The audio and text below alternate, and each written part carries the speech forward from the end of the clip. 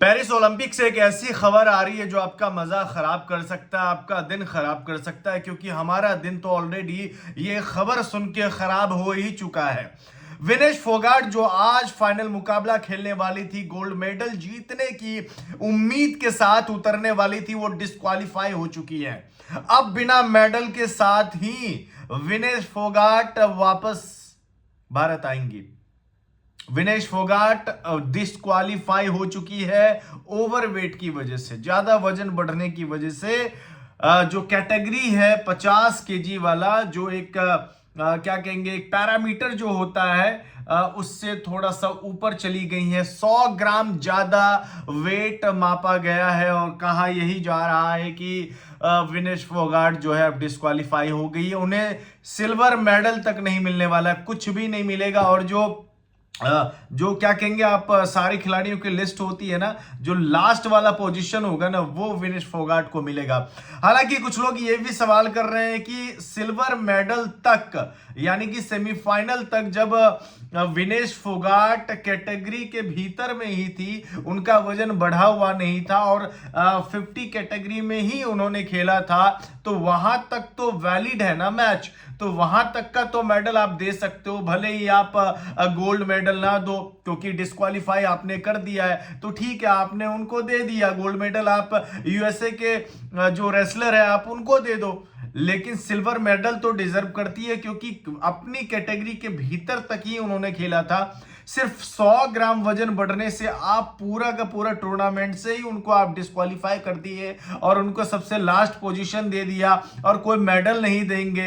ये सरासर ओलंपिक वालों की नाइंसाफी है भाई। उन लोगों ने बहुत ज्यादा ही इंडियंस और एशियन खिलाड़ियों के साथ ऐसी तरीके से दुर्व्यवहार किया है। अलग अलग नियम होते हैं भाई, अगर इतना ज्यादा रूल रेगुलेशन करना है ना, तो वो अल्जीरिया की जो इमैन खलीफ है, जो मर्द है, उनको तुम महिलाओं में लड़वा रहे हो और बोल रहे हो ये ओलंपिक का नियम है। कोई बात नहीं है, मेडिकली वो प्रूवन है।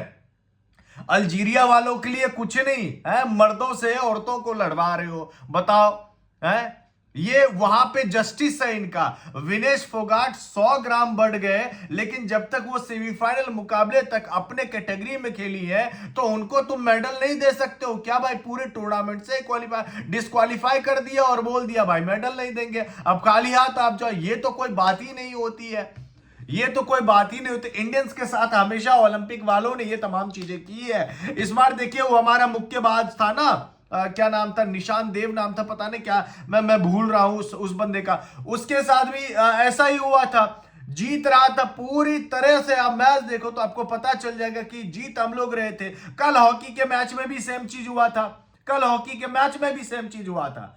और इस पूरे ओलंपिक में भारत के साथ साजिश की गई है, भारतीय खिलाड़ियों के साथ, भारतीय टीम के साथ। हमेशा ओलंपिक वाले अगेंस्ट रहे ही रहे, और उसका नतीजा यह है कि अब थोड़ा सा भी टाइम देने के लिए ये लोग क्या कहेंगे, तैयार नहीं है ओलंपिक वाले। हालांकि विनेश के जितने भी कोच हैं, जितने भी स्टाफ वगैरह हैं, हर कोई टाइम मांग रहे कि भाई ठीक है, अब थोड़ा सा टाइम दो, हम और मेहनत करके किसी तरीके से अपने कैटेगरी में आ जाएंगे मैच से पहले। लेकिन ऐसा नहीं हो रहा। उन्होंने बोला हम बिल्कुल भी सुनने के लिए तैयार नहीं है। तो भाई यही चीज हो रहा है। बिना मेडल के साथ जो है विनेश फोगाट देश लौटेगी, जो कि बहुत ही ज्यादा शॉकिंग खबर है।